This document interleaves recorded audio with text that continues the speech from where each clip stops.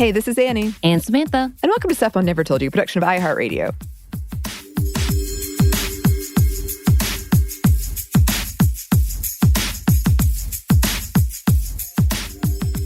And y'all, I don't know, we told you at the very beginning of the year we're going to bring in more interviews and more amazing conversations, and we are getting to do that again today. And we're so excited to have Paco de Leon. Can you introduce yourself to our listeners?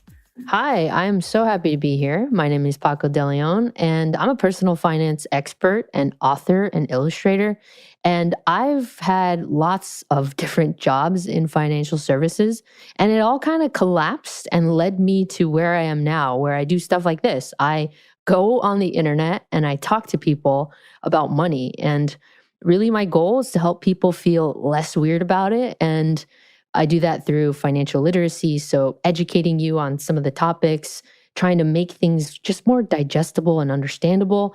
But I also love talking about why we're so weird about money, like what's going on in our feelings, and like, let's dig in. And, I'm having a great time, and I'm so excited to keep doing what I'm doing. I'm so excited to chat money with you folks. Yes, and we're so excited to talk with you about it because you dig into some things and perspectives that I didn't really think about. As a social worker, we talk about a lot of trauma issues and related to our stress and our feelings and sickness in our body, but we don't really talk about it. And I've never really correlated it to financial stress and financial thought processes. So looking into what you were doing, I'm like, yeah, oh my God, of course, this should go hand in hand. So I'm so excited that we get to dig into this in this perspective. And you're bringing out the conversation about, let's be weird and talk about why it's weird and then normalize it. So I'm excited to see what you have done and what you continue to do. So thank you for being on. Thanks for having me. First and foremost. I'm going to keep saying that because I get really excited when we get to have someone who is so good at something that I'm in awe. I'm like, yes, let me absorb all of your knowledge. I'm flattered. Yes. You shouldn't be, just because you're amazing. You shouldn't be flattered. You should be like, yeah, that's right. Hell yeah. But yes, you've been in the financial industry for a while. And I know you took a big chance and leap stepping out of that world into a space of teaching and mentoring people who may not understand, or as you say, feel weird about money and finances, including starting the group Hell Yeah Group. Can you tell us about your group and what made you go that route? Yeah, so the Hell Yeah Group really does two things. The first thing we do is literally what you're experiencing right now. Like, I make content, and that content ranges, right? Every week I put out a weekly email newsletter called the Nerd Letter, and I have just started a podcast called Weird Finance. We're on the same record label, so to speak, with iHeart, so I'm doing that. Yes. And I've written blog posts, and I participate aggressively on Instagram when it comes to making content. So we make content. And the other piece is I run a bookkeeping agency. And so my company runs the bookkeeping and accounting for production companies mainly, but we also do it for marketing companies. We do it for interior design firms, event production companies. So any kind of business that has multiple clients and multiple jobs and just like lots of money moving through and it's creative, that's where the space that we play in. And so how did I get here? Well, I was a financial planner. I was an associate financial planner in Los Angeles, and I felt fancy, and my ego was stroked, let me tell you, because I was in this building, mid-Wilshire, marble lobby, beautiful, right? I was like, I'm smart, and the world thinks I'm smart, and I've made it. So I'm working my way up at this financial planning firm. And, my boss is working with like a lot of Hollywood, behind the camera, executives. Everybody's like a VP in Hollywood is one of the things I learned. So a lot of VPs and then a lot of agents. And so I'm like sitting at the table. I'm like literally rolling calls with my boss. I'm on every call. He's talking people through all these complex ideas, right? He's coaching agents on, okay, what's the strategy to earn more money? How are we going to go to CAA and argue that you need to be paid more? Or, okay, oh crap, your marriage is falling apart. You kind of have to take meetings with a bunch of the top attorneys in Los Angeles, because once you do that, then your partner can't go to those people. And so like, that's how you kind of play defense on that. So I'm like learning all these little tidbits. And I feel like what a lot of marginalized people I recognize feels like when you get this like little slice of privilege, right? When you get your foot in the door and then you just throw your body through it into the room, right? And you're sitting at the table, you're like, oh God, I'm grateful and everything. But like maybe there's other people in the world, like all of my friends who are, creative professionals, who have no idea how this world works, and they can't afford us. That was the craziest revelation. So I eventually, had an existential crisis like we all do. And I thought, how can I take what I've learned and put a roof over my head and food in my belly, but also help the people who need help the most? Can I help them without replicating this business model? And that business model was, you have to have $1 million to invest with me. Otherwise, get out of here. I'm not going to help you. I'm not going to talk to you. Is there a way to do that? And so the Hell Yeah group was honestly just an experiment. And it continues to be an experiment, right? The hypothesis is, how can I help the most people? How can I shout the loudest and make this accessible and not a complete bore, and help people help themselves? I love that. And I love that aspect of like pulling people up with you and not just being the only one. Because we've seen so many conversations and so many people who do not understand just because they got that opportunity that they're the only ones. That there's a cap for 1 or 2 people. And that's what happens when we have marginalized groups being pitted against each other, which is all uplifting white supremacy and the patriarch and all of that. We always go down that road. But we love hearing about how you looked back and were like, no, I need to make sure that this is available for everyone, because it's so rare to have that moment of realizing it's more than me and we need to make this a feasible thing. That's rare? It really You're bumming is. me out here. You're bumming me out. I know. Sorry. I'm sorry. That's what I Samantha's do. notorious for that. That's kind of what I do. So she's the best, welcome so. to the show. Got it. Now I know. Now I've managed my expectations. It's Now perfect. you're prepared. Now you're prepared. You know what? And yeah, I'm digging into your site. It had a lot of amazing articles. I know you write for Refinery 29 and have a lot of good advice on there. Something that you wrote that was really fascinating to me. You wrote, clinical levels of depression and anxiety or unhealthy coping mechanism behaviors can develop, like overspending and going into debt or taking big financial risks to counteract feeling numb, which honestly made so much sense once you said it, but I would have never connected it because, again, like I said, I kind of do one extreme or the other. And because I do the emotional and trauma level, I didn't really think about the downfall of finances and how it can go into it.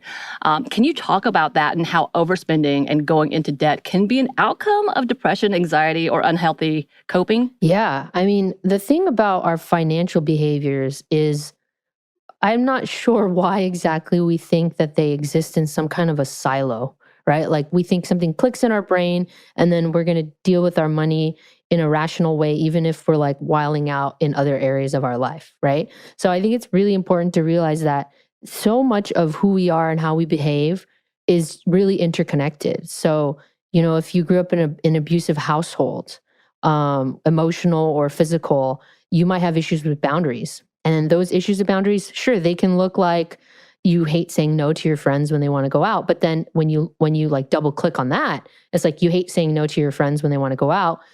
So you overspend, right? And then maybe it extends even further. When you're out and you're dining out or going somewhere, you don't speak up because, again, you're letting your boundaries get violated. So you don't say, oh, that restaurant is a little pricey for me. It's out of my budget. Maybe you pick up the tab or you pay for more than you've had, right? Instead of asking, can we instead of splitting the check equally because I only, had a salad and some bread, can I just pay for my share, right? So there's all these different ways that we see this through line between how we were shaped as adorable young humans and how we behave with money in the future. And I really believe that part of the experience of being a human being on planet Earth is to uncover who you are. It's to allow yourself to become the person that you're meant to be. And part of that process is painful. It's revisiting some of the things, the seeds that were planted. And those could be, traumatic seeds, big T or little t trauma. But to discover that and to honor that that's part of your story and that's who you are, that I think is the first step in being able to take power back and to kind of alchemize it and to turn it into something that's not just useful to you, but it's useful to other people. And like, I've been there. I was an under earner for many years. I was a broke financial planner. If you can even wrap your head around like the cognitive dissonance of that. And it was painful. Like, it was really painful to sit in front of people who went to Harvard and they have a $5 million house and they're killing it. And then they're walking me through their $10 million house in Beverly Hills. And to be like, I rode my bike here to the job and then I took a bird bath in the lobby because I can't afford gas, right? But I let that pain become something else. I let it alchemize and I let it change me and I let it give me a perspective. There's no way I'm the only one. If I have a finance degree and an econ minor and I'm struggling, obviously knowing the crap is not the one thing that's going to make me change my behavior with finance. It's all these ways that I've been programmed. It's all these internalizations of narratives, right? Talk about the patriarchy and talk about the wage gap. I really internalized the crap out of those things. And I believed I just wasn't worth as much as someone else. Yeah. Now I'm bumming you out, Samantha. Hey, equal opportunity. I like it. No, that makes it a reality. This is how I internalize all the things. I'm like, yes, give me the truth, and then I'll just cry about it later. It was fun times here. Something else you talked about was the window of tolerance. Can you explain that for us? Yeah, so there's this psychiatrist by the name of Daniel J. Siegel, and he coined the term, the window of tolerance. And I learned about this actually when I took a course, an online course called The Trauma of Money. It's put on by Chantal Chapman and Hiro. I'm going to say her last name wrong, so I'm not going to say it. But they're the ones who exposed me to this. So the window of tolerance is a tool created by this psychiatrist to kind of help you evaluate where you are at in terms of your state. And what that means is, so the window of tolerance is a scale from 1 to 10. And, the extremes, we'll say the window is actually 4 to 7, and then 1 to 3, and then 8 to 10, those are extremes. You always want to be in that window because when you're in that window, you are able to deal with life's ups and downs in a normal, healthy way, right? Like somebody acts like a dick to you at the grocery store and then you don't like slap them. You know what I mean? You're able to just like take a deep breath and be like, you're bumming me out, dude. Whatever it is, I know it's not me, right? Like that's being in your window of tolerance. When you're outside of your window of tolerance, you are either like super hyper or you're super like numbed out. So let's put this in the context of money, right? So when you're outside of your window, you might feel really, really anxious. And that could look like just feeling frantic, right? Like emailing your accountant 4 times in a row instead of just like taking a pause, collecting everything you need to collect, or downloading like 3 budgeting apps and just like toggling back and forth and frantically trying to like be productive or like get something done, but you're so anxious, right? And the other end of that spectrum is kind of what we talked about. It's like the behavior is more kind of checking out, numbing out, like ignoring, kind of like being an ostrich, putting your head in the sand. And I mean, that's like never looking at your bank accounts, never like not even knowing what your credit card balance is. Yeah, just being withdrawn. And so the way that I talk about the window of tolerance is, well, it's really important to understand where you are when you're making big financial decisions, because if you're outside of your window of tolerance, you're not equipped to make a decision. And I love this analogy that I always make. It's like when you go to the grocery store hungry. I promise you, because we've all done this, right? You're going to just make bad decisions. You're going to buy like, $100 worth of things that can't even be made into a dinner that night, right?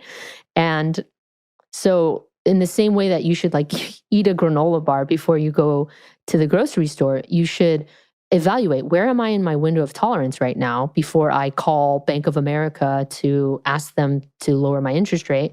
And if I'm outside of the window, what do I need to do to get into it, right? And depending on where you're at, you'll do different things. If you're feeling hyper, maybe you need to like pet your dog a bunch and then take 3 deep breaths. If you're feeling withdrawn, maybe you need to like jump up and down and blast Beyonce's album while you're like fist pumping. So that's the window of tolerance. Okay, have you been spying on me? Why would you do this? Why would you call me out like this? You feel attacked? Just a little bit, but it's okay. It's okay. I like it.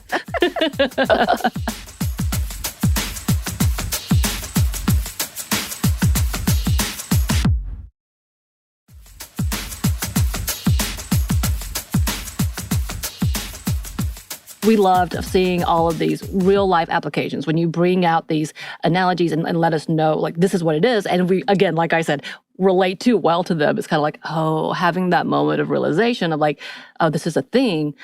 I'm not alone, obviously, because you talk about it, so it can't be just me, thank goodness. But the reality is these are things that have a lot of effect on our lives and how we move forward in our lives, especially when knowing that money does rule quite a bit of it. You don't want it to, but it does.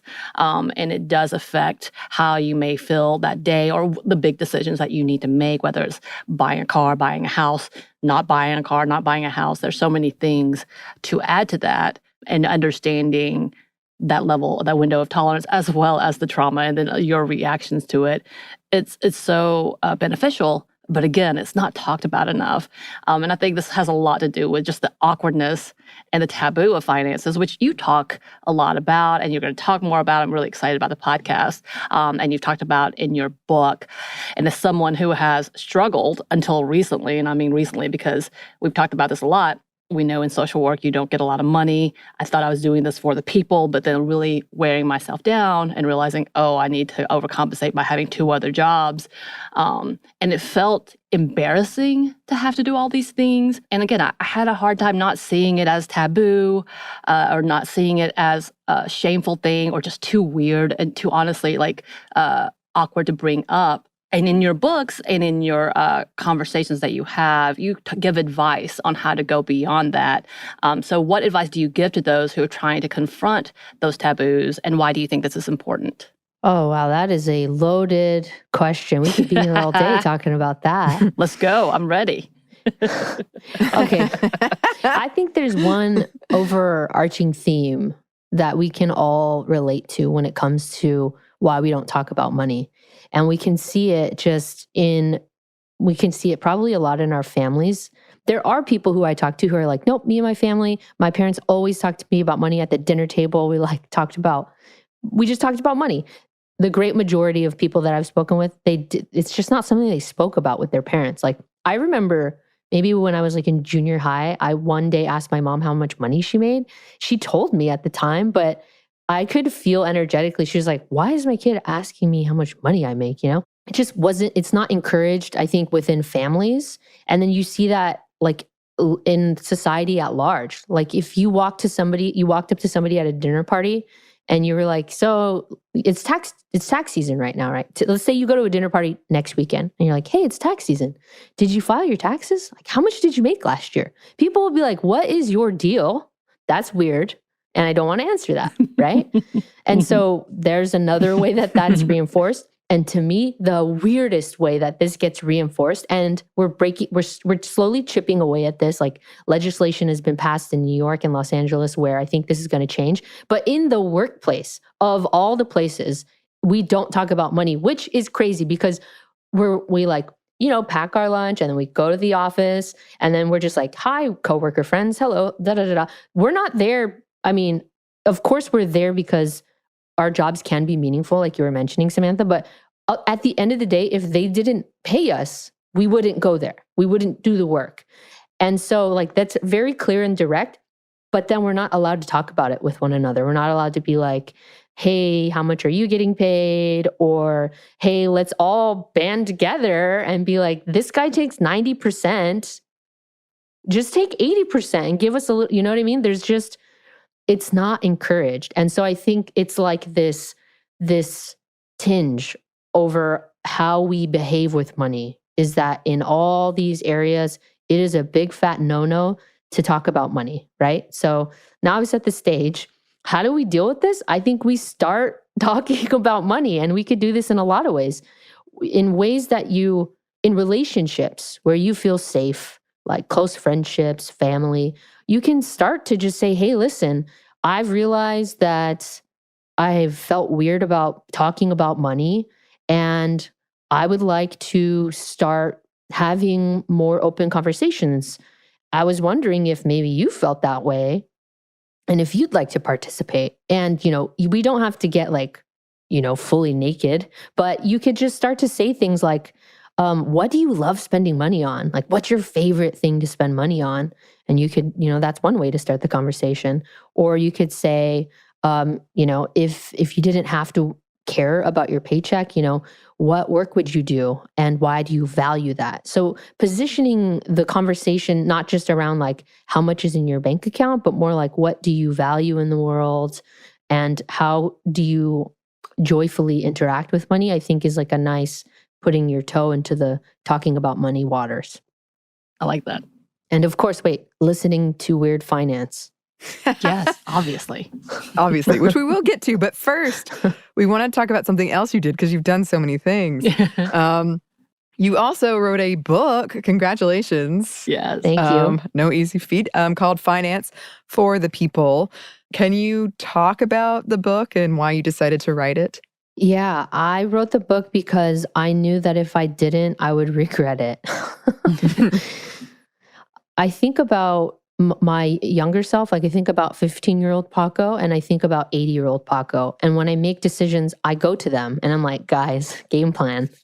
Are we like, do you think this is cool, 15-year-old Paco? Is your mind blown that current Paco is doing this? Great, I'm going to do it. Then I go to 80-year-old Paco and I'm like, girl, do you need to look back at this and know that you made it? And she's like, of course. And then so that's kind of how I frame a lot of my decisions career-wise, but that's not the question.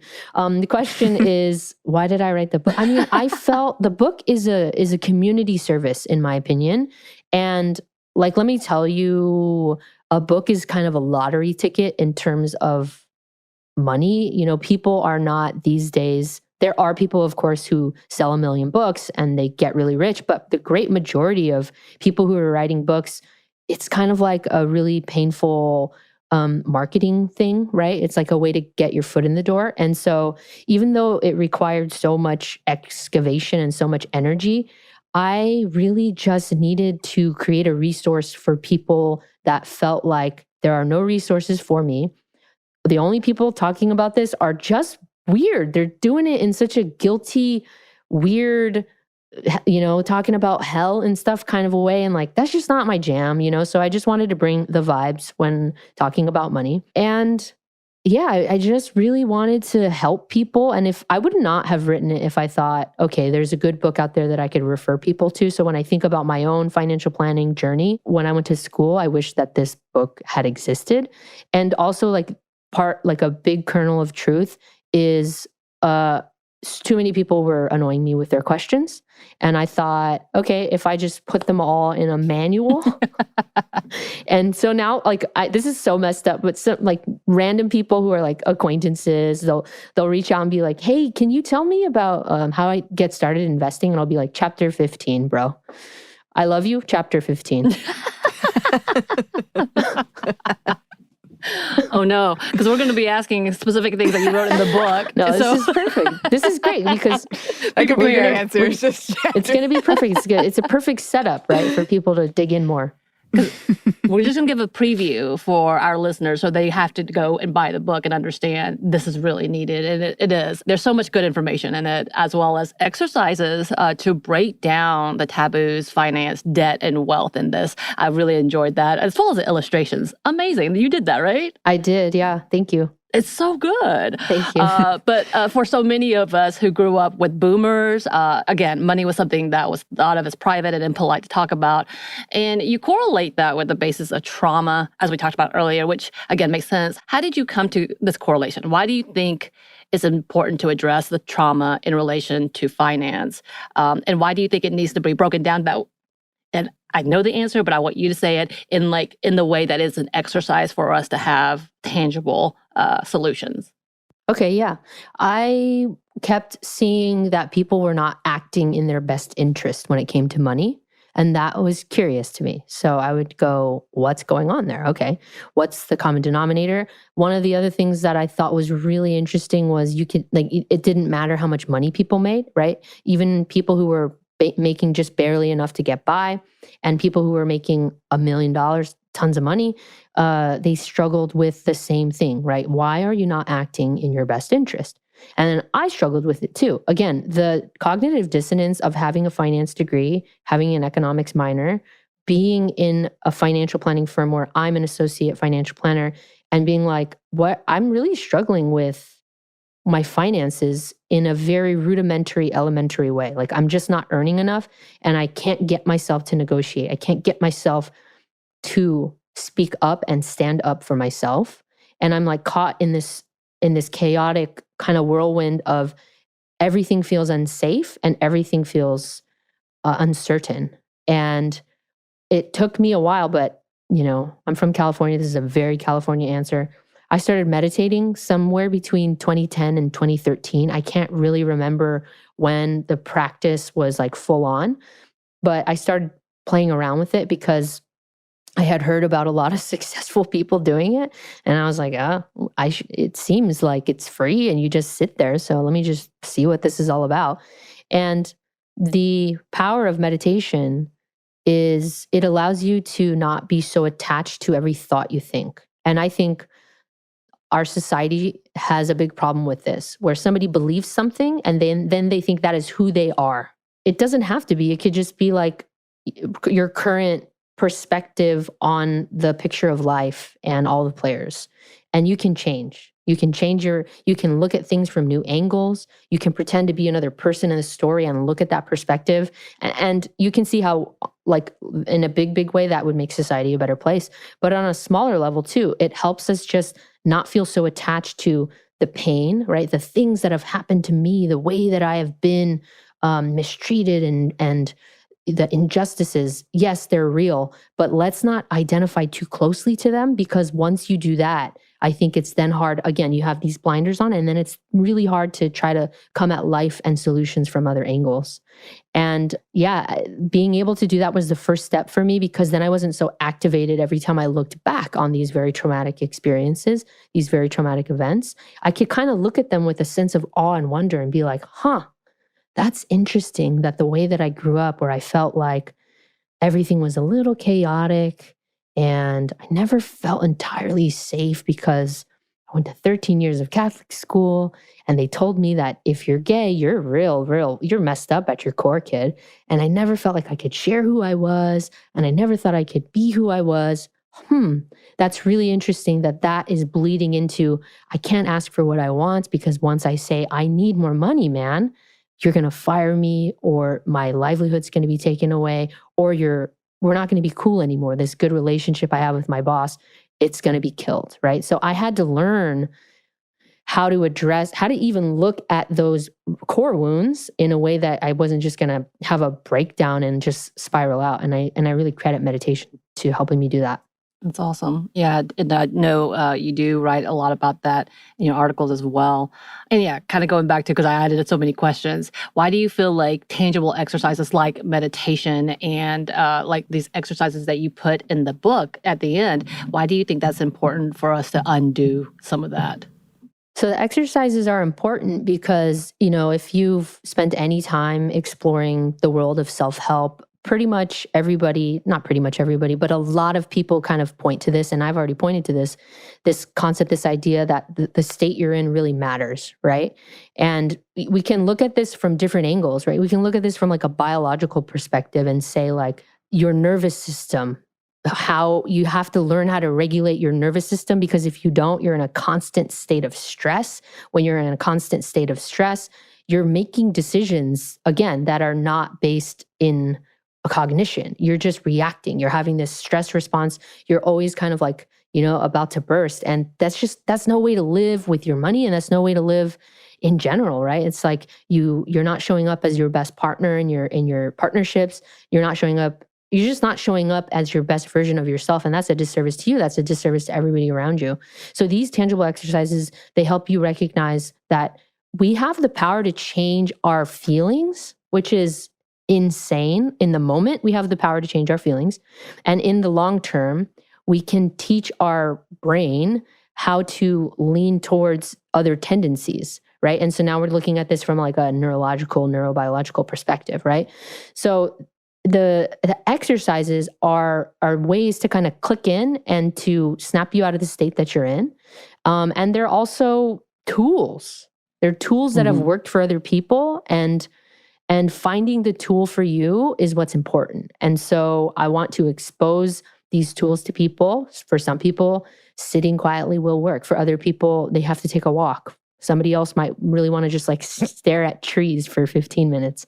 But the point is, you have to find tools. Like, it's really fascinating that human beings, we use tools all the time. I'm using a pen, we're using a computer, but we have these kind of internal like Control-C tools that we can use. I think more people need to normalize and talk about it. And as a side note, I loved your open-ended questions at the end and having people really think through a lot of things, whether it was from being about grateful or how you thought about death. It was such a great way to wrap up that chapter, to take what you have already written and then apply it to ourselves. So fantastic job with that.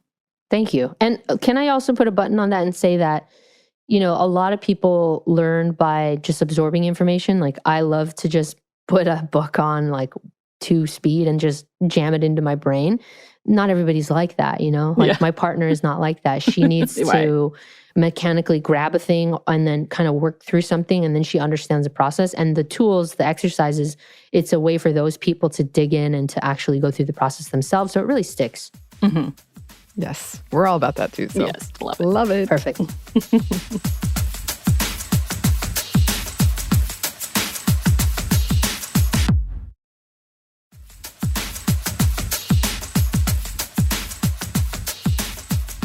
Something else that you talk about is social media and the exploitation of social media. And we talk about that a lot too on this show, especially how social media often targets young girls and women's with ads and marketings and all the dangers inherent in that. And that can be unrealistic expectations or just greedy corporations. What have you noticed as these industries continue to grow? What advice do you give to those who may be perhaps easily influenced or just like media literacy? Maybe they've been scammed before through social media. I'm one of those who gets easily influenced. I'm like, ooh, that looks fun. Let me buy that. So I think there's a bunch of different ways that we can approach this question. Let's do one that's practical, and then we'll do one that's a little bit more feely. So practical advice for navigating the fact that you have a tiny mechanical electronic billboard that knows, with artificial intelligence, that knows you probably better than you know yourself and what you want and what you desire. It makes you feel bad because you're comparing yourself to others, right? It's part of the whole deal of social media. You're scrolling, you're seeing how other people are living, and you feel bad, you feel bad, you feel bad. And then, oh, guess what? If you buy this, you will feel good. That's what's going on there. They make you feel bad and they make you feel good. This is how selling works. Just think about an infomercial. The infomercial, in your mind's eye, visualize an infomercial. It's always like black and white and somebody struggling with something stupid, like coiling a hose. And it's like all dramatized, right? And they're like, are you struggling with coiling a hose? That's them agitating it. They're saying, you have a problem, pain, pain, pain, pain, pain. And then it turns to color and they're like, we have a solution for your pain. Social media is doing the same thing, right? They're making you feel pain, and then they're saying, we'll take the pain away if you buy this sweater. So practically, one of the ways you can combat this without being like completely withdrawn from society is setting up a buy list. And it's exactly what it sounds like. It is a list where you put things that you want to buy on, and the things that you like specifically, it's when a social media advertisement is trying to get you to buy something. That's when you would put that thing on a buy list because it's impulsive, right? And you put it on the buy list and you make your list cute. Like you can organize it however you want. You can add little thumbnails. You can really be like, you could write about it, be like, I want this sweater because this is the kind of person it's going to make me feel like I'm going to become. Like enjoy your buy list. And then put up a rule, and your rule is, I'm not going to buy anything on the buy list until it's been on the list for at least 24 hours. Or you might say 48 hours, or you might say 1 week. And the reason why this buy list works is because the experience of shopping, not just the buying, creates like a dopamine response. Like it feels good, right? Dopamine is this drug of desire and of like feel goodiness, right? And the experience of shopping, am I going to buy it? Am I not going to buy it? What size do I want? Everything that leads up to the actual transaction, you're getting dopamine. So this is a way for you to still get that feel good feeling without actually having to pay. The other thing that's less practical when it comes to navigating social media is, and I already talked about this earlier, is we really have to know ourselves and we really have to know who we are and what we want. And we have to take actions in our lives that allow us to build self-confidence and to feel confident in ourselves and to feel unapologetic. If you're a weirdo or you really like math, I don't know why I said that, like, because people think that's nerdy, I guess. But whatever, if you do something in your life that society wants to put you down for, but you're not hurting anyone and it's just what you're into, allow yourself to do that thing and to build confidence. And for me, at least, that's what I see, a correlation between people who take action in their lives regularly and build that confidence and their ability to be like, I don't need to feel pushed to do what other people are doing and to put myself in debt or to overspend or to buy a thing that I don't need because I'm confident in my weird self. And that's it. That's the vibe. It's a good vibe. I like that vibe. I would try that buy list, though. I will.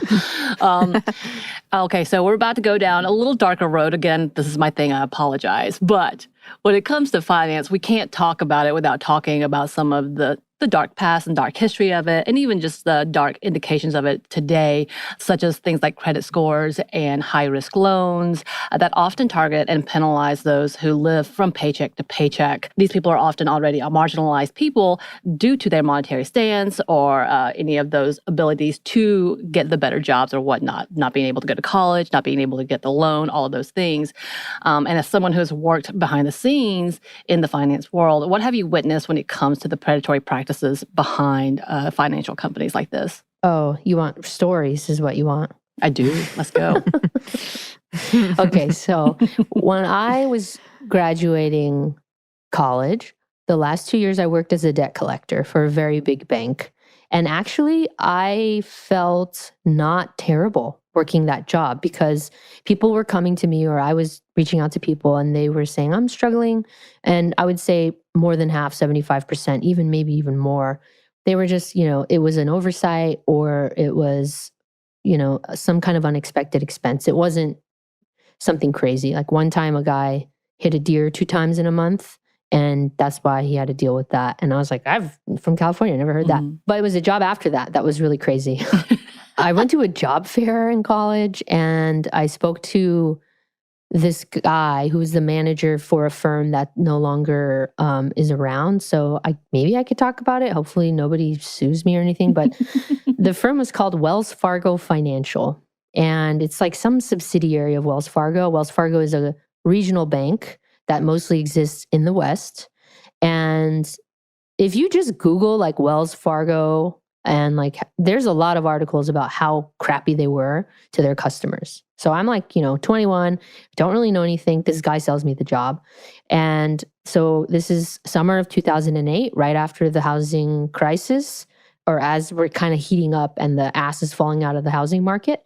And, everyone's sort of waking up and realizing, ruh-roh, we let like all these people get mortgages that they shouldn't have gotten. And the big reason why is because we just believed what the sales guy who was trying to sell them the thing, right, the loan, we just believed what he put down on the application. And right, so like if I was going to go, buy a house, the guy who was trying to sell me that loan because he gets a commission would ask me like, how much money do you make? And kind of massage it so that we could agree on a number that would get me approved for the loan. And then ultimately I couldn't afford the loan because it was a lie, right? It's an extreme example, but it was happening. Like if you watch The Big Short, they talk all about that. So I got this job, and the first 3 weeks of the job, you just sit on a computer and you do training. It's so boring. You put in your headphones, and then the bank walks you through all this training, anti-money laundering training, how to use the software, da da da da da. And I remember kind of like pulling off my headphones and listening to my coworkers talk. And in the first 3 weeks, it's all these people who are cold calling, and they're speaking to people who barely speak English, who are elderly. They're trying to encourage them to take out a line of credit where they would refinance a car that is paid off, which is a depreciating asset, which means it loses its value over time. And makes no sense to leverage, to take out more debt with that collateral. And then, when they couldn't make the sell, they would bring in the manager, the guy who sold me this damn job, and he would try to push. And so after sitting there for 3 weeks, I had to quit that job because I was like, wow, you guys told me this was a different job. First of all, not cold calling. Second of all, not selling dog to old people. So that I don't have a lot of stories like that, because as soon as I feel like this is mad sketchy, I just bounced. That was horrendous. It makes me think about what happens oftentimes with the elderly, who even today is getting calls like people will buy your house for this amount of cash and not realizing what's happening. Right. And it's so ugly to see that this practice is okay somehow. Right. Yeah, it's rough out there. Yeah. Yes, it is. Well, speaking of, how do you think that people who are being preyed upon can best protect themselves from these things? I think it's really important to realize and recognize that you shouldn't ask a barber if you need a haircut. And what I mean by that ultimately is we are driven by incentives. If I could just back up a little bit and say, those people working at Wells Fargo Financial and all of the stuff that happened in 2008 and what led up to it, those people were acting within a system, and that system was rewarding bad behavior. So it's less about this one individual was a jerk. Yes, while that might be true, what was happening is you have these people that are incentivized to behave badly. And so I think once you plug that into your head and you recognize that that's how you should view some of these interactions, like, are these people being incentivized to sell me a loan or a financial product because they get paid? That's the only way they get paid? If that's the case, then maybe I should get a second opinion, or maybe I should try to find somebody who's not selling me based on that incentive, right? So first, understanding incentives, I think, is a really good perspective. Kind of partial to that, the way that I always think about lending and financial products, I think, how can I be screwed here? What is the most I could be screwed? And I try to ask questions around that. So particularly with lending and loans, in my book, I think I have at least 10 questions, maybe there's 15, that I've listed out that can help guide you with navigating whether a product is right for you. And then particularly, I just want to say this with insurance, because we see this a lot with insurance. Insurance is a tool to protect against loss, and it is not a tool for gaining. Very rarely are people in a position where they should be using insurance for gaining. I mean, I'm going to say you just shouldn't be. It's a tool to protect against loss and not for gaining. So if anyone is ever trying to come at you and you're not like super, super, super wealthy and you need to find ways to jam money into places because you have, so much going on and you have tax issues, if they're like, you should buy this insurance product and here's how it's beneficial, remember, you don't buy insurance to benefit. You buy insurance so that you don't lose as much if something crazy happens. Yeah, I know in your book you talk a lot about that, and it was really, really important to listen to. I was like, oh, this is the things that I need, because I'm very confused by insurance already. Same. Especially since it varies in different states. Right. Same. It's confusing. Can I just say something about insurance that I think is really, I think why it's confusing? Because and I say this in the book, when you go to the store, if you sit down at a restaurant and you buy a tuna sandwich, you're going to eat the tuna sandwich. It's going to appear in front of you. If you buy insurance, you hope you never, ever have to be calling in a claim. It's like one of those weird things where it's just, even the product itself it's vague and it's not like a thing. It's very bizarre. It is. I was thinking about that with house insurance. If house burns or whatever, it's so difficult to go through the hoops, and then you think you knew what you were getting and you really don't. Totally.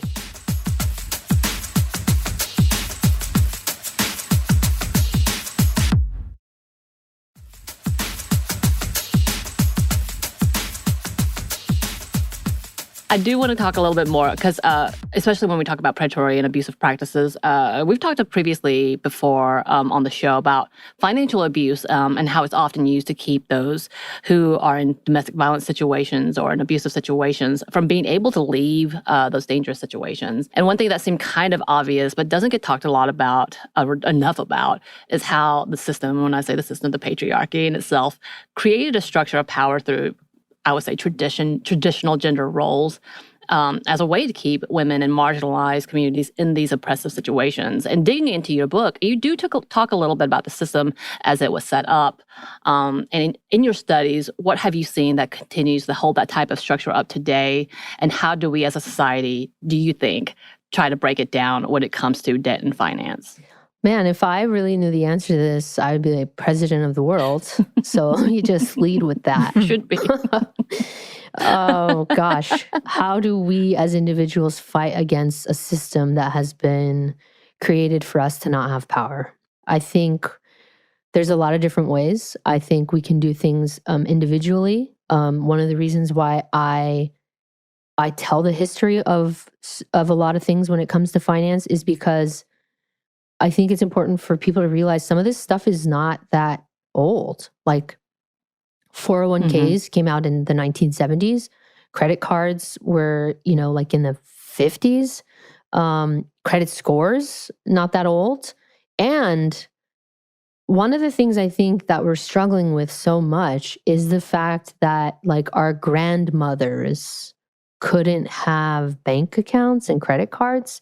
And our mothers, mothers, when they were really little, like that's how it was. And you know what I mean? So women are just starting to, in the grand scheme of things, are just starting to get money. And so I think over time, as future generations are born into a society where they don't need to have their dad to help them get a credit card, and their mom didn't either. I think that's really what's going to change things. I think understanding the power and the value of people within a community, I think, is also another way to kind of, I don't want to say dismantle, but at least throw a wrench into the gears of the system, right? Where you, instead of like allowing the financialization and the hyper individualization of everything overtake you, where you're dedicating so much of your time and everything to the almighty dollar, invest, give your time and your energy into community as much as you can, because again, once I know that it's tough out there, but I think that's also one weird, interesting way to kind of subvert power. And hire women, pay them what you pay a man. Hire people of color, pay them what you would pay a white person. Hire trans people, pay them what you would pay a cis person. There's ways within the system, I think, where we can exercise our power. I wish I had, a magic wand and a better answer for you. Well, you make the statement, and I think it shows to a lot of who you are. You say, I want to have power because I don't want it wielded over me. Becoming empowered in a society that doesn't want me to be empowered is one of the single most radical actions I can take. And I love that. I love that look into what that is, the turning the power into empowerment, and how you use that, obviously, in this book and the podcast for others to come along with you. So I think even if you don't have the answers, you definitely have taken steps to really break that down. Thank you. So thank you. Thank you. It's really my pleasure. I feel like such a call to help people and to just talk about it. I have a gift.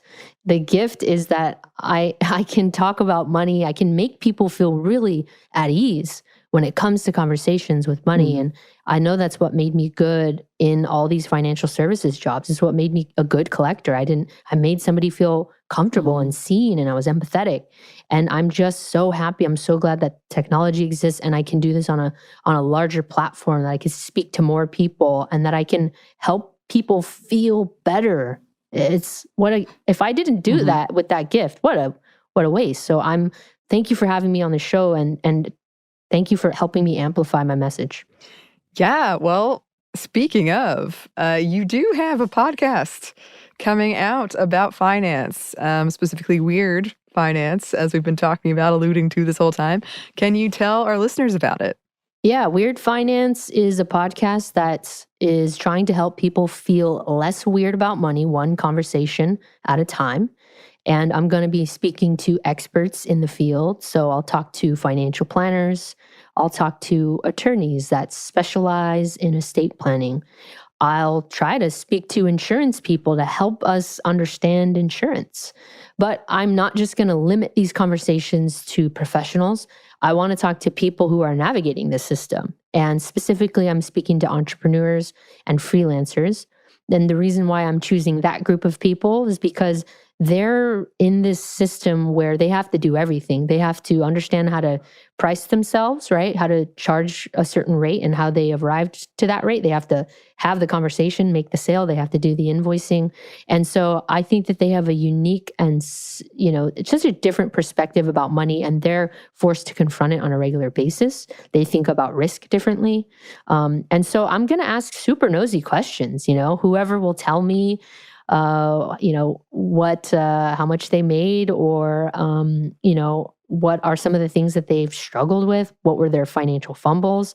I'm definitely going to try to get some financial confessions on air, but it's all in the name of releasing this idea that we can't talk about money, releasing this idea that it's taboo. And I think the more you hear people talking about it, the more comfortable we're all going to be.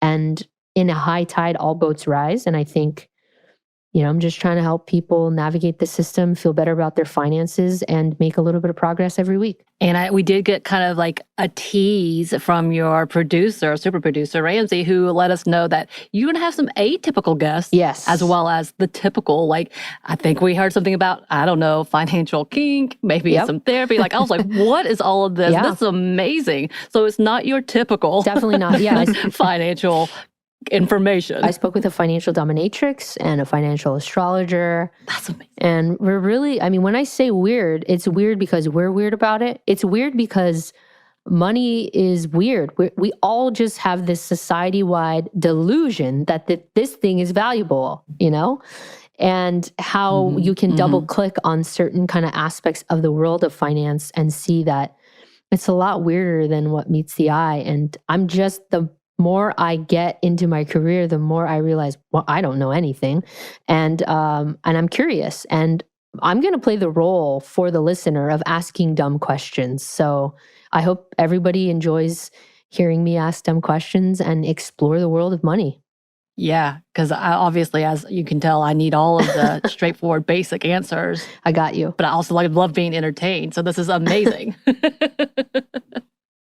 And for those who are venturing on trying to make smart financial decisions, what basic advice would you give them?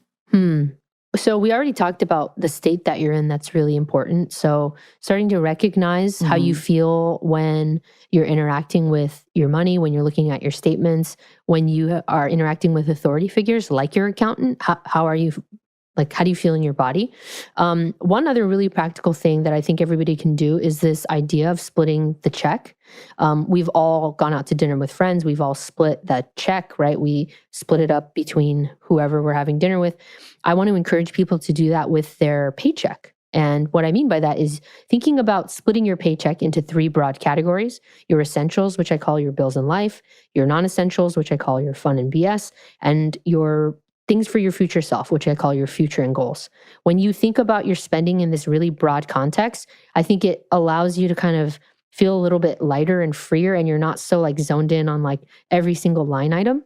And when I say split the check, I mean literally split the check. You split up your essential finances and your non-essential finances into 2 separate checking accounts. That way okay, I'm taking care of my essentials. I'm putting money for my future. Everything in this other fun and BS checking account, if I wanted to buy 100 pizzas with it, I could buy 100 pizzas with it. It's free to spend. And I think that, again, kind of shifts the relationship from, oh no, can I spend this money, to how would I like to spend this money? So you go from scarcity to more abundance. That is great advice. And honestly, we had more questions for you, but we're going a bit long. So we'll stop it here. But we can always check out the podcast or have you back. It could be a thing. Yeah, totally. Down to do it. Yes. Thank you so much for joining us. Where can the good listeners find you? You can follow me on Instagram at the Hell Yeah Group. I also put out a weekly email newsletter called The Nerd Letter, and you can sign up if you go to thehellyeahgroup.com. Awesome. And also, you have a podcast. This comes out. Your podcast will be out. So you can find that. Weird Finance is coming out February 19th, I think. That's it. Yeah. Wherever you get your podcasts. Yes. Go check that out, listeners. Thank you again so much for joining us, Paco. We hope that we can count you as a friend. Thank you. Yeah, like I said, we've got so many more questions. We need you to come onto that show, tell us what to do with our money that we don't have. Yes. I'm super down. Yeah, let's do this again. I mean, it feels like, we could do this for hours. So I'm happy to come back and chat with you folks. Maybe we can get some listener-generated questions and kind of go from there.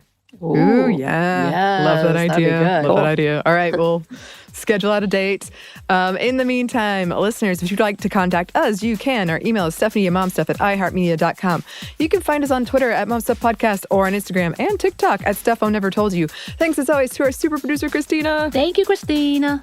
And thanks to you for listening. Stuff I Never Told You is a production of iHeartRadio. For more podcasts from iHeartRadio, you can check out the iHeartRadio app, Apple Podcasts, or wherever you listen to your favorite shows.